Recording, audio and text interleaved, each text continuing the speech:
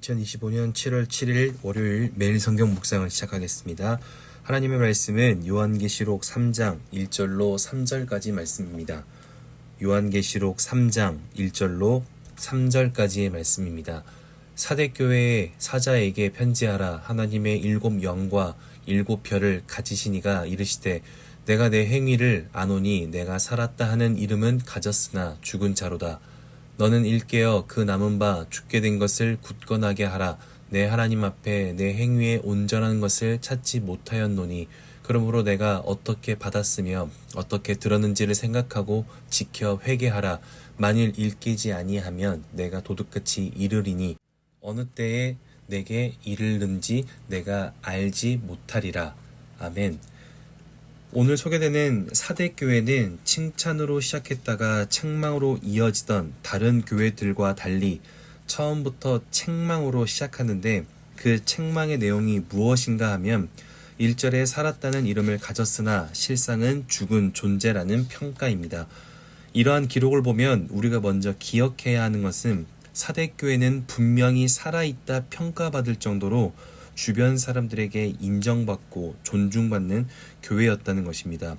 먼저 사대라는 곳에서 이러한 평가를 받았다는 것이 놀랍고 대단한 이유는 사대라고 하는 지역은 비옥한 평원으로 둘러싸고 있으며 450m의 절벽 위에 세워진 요새로 그 누구도 쉽게 덤빌 수 없는 위치에 있었고 특히 염색 산업에 특화된 지역이었기에 부유한 지역이었습니다. 그러다 보니 사대 지역을 수비하는 성벽은 바사와 고레스와 수리아 이 세 나라를 제외하고는 정복된 적이 없을 정도로 튼튼한 성이었고 로마로 가는 5개의 도로가 집중될 정도로 관심이 가는 지역이었습니다. 그런데 그 부유하고 화려한 지역에서 이 사대교회가 어떤 존재였는가 하면 1914년 프리스턴 대학에서 발굴하고 연구했던 자료에 의하면 현존하는 아르테미스 신전 중에서 가장 크고 웅장한 신전을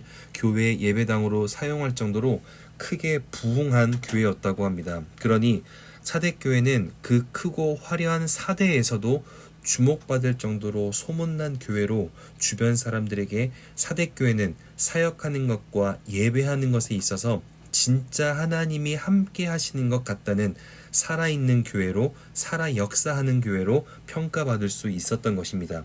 그러나 어떤 이유 때문에 살아있다 평가받던 사대교회는 결국 죽은 존재로 평가받게 됩니다.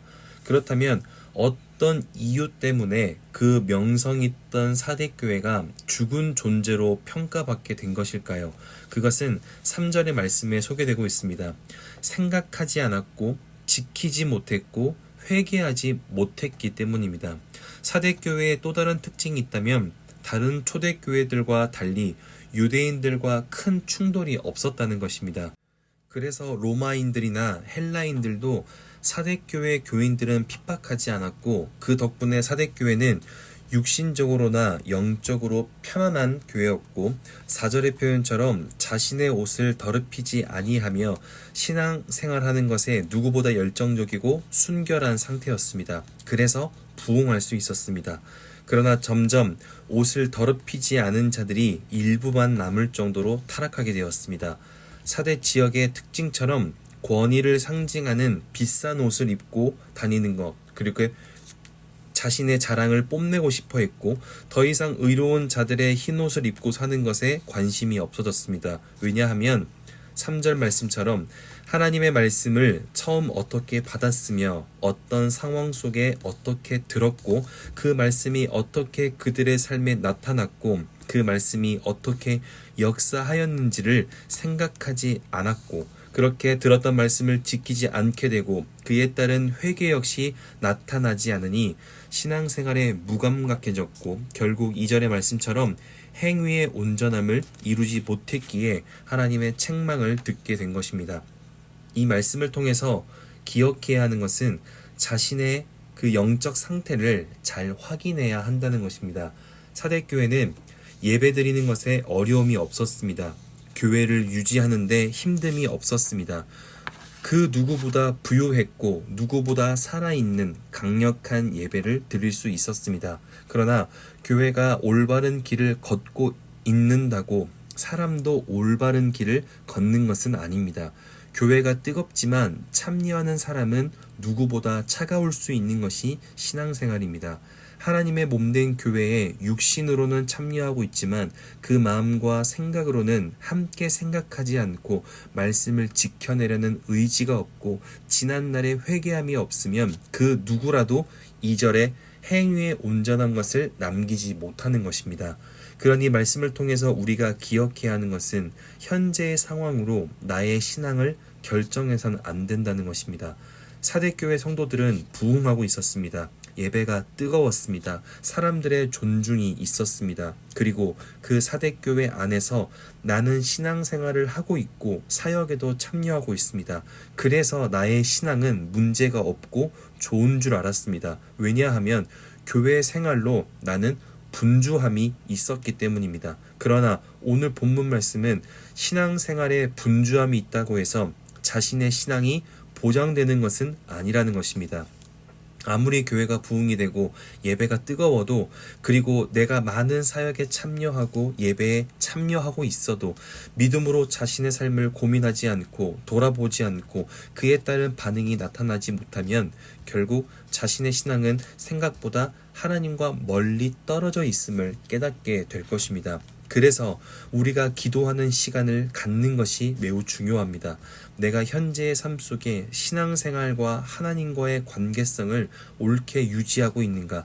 내 삶의 현장에서 나는 신앙의 모습을 잘 지키며 현재 돌아보아야 할 모습은 없는가?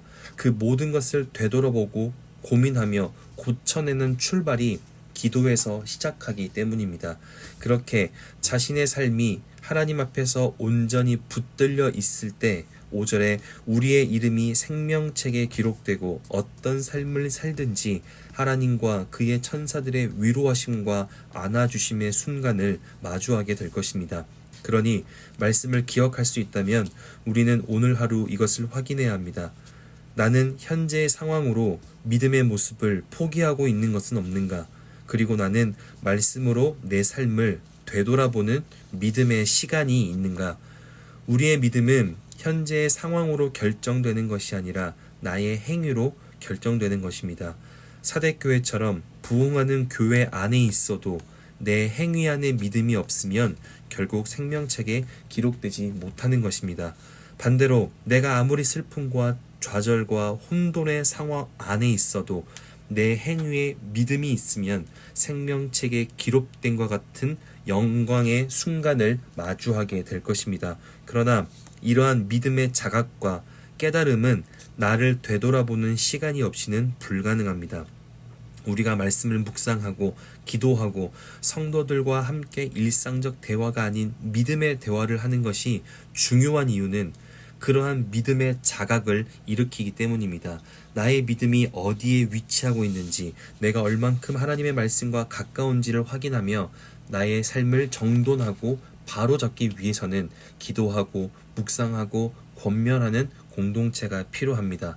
그러니 오늘 말씀을 기억할 수 있다면 신앙생활의 분주함으로 만족하지 마시고 하나님과의 직접적인 깊은 사귐으로 나아갈 수 있기를 바랍니다. 일상생활의 분주함으로 나의 삶을 포기하지 마시고 하나님의 말씀을 더 가까이 할 수 있기를 바랍니다. 그리고 그 하나님으로 지금의 나의 믿음과 신앙을 되돌아보며 다시 하나님이 주시는 그 마음으로 힘내어 살아갈 수 있기를 바랍니다. 주변 사람들이 보기에 문제가 없다고 믿음의 삶이 아니고 주변 사람들이 보기에 문제가 많다고 해서 믿음의 삶이 불가능한 것이 아닙니다. 내 삶이 평안하다고 믿음의 삶이 아니고 내 삶이 불안정하다고 고난의 삶이 아닙니다. 하나님의 말씀으로 되돌아보지 않는 삶이 진짜 고난이요 하나님이 함께하기 어려운 삶입니다. 하지만 6절의 말씀처럼 성령이 교회들에게 하시는 말씀을 듣고 내 삶을 다시 점검하기 시작하는 모든 사람에게는 생명책에 기록된 것 같이 잊을 수 없고 감출 수 없는 분명한 기쁨이 시작될 것이라 믿습니다. 그렇게 오늘 하루가 내 삶의 환경에서 느끼는 나의 감정에 이끌리는 날이 아니라 하나님의 말씀으로 내 삶을 되돌아보며 성령에 맞추어 살아가는 그렇게 성령 충만한 월요일 될 수 있기를 주님의 이름으로 축원합니다. 기도하겠습니다. 사랑이신 아버지 하나님, 오늘도 하나님의 말씀으로 우리를 되돌아보게 하시니 감사합니다. 성령께서 언제나 우리에게 말씀하시지만 사대교회의 성도들처럼 우리의 삶의 환경에 따라 하나님을 따르고 외면할 때가 있었음을 고백합니다.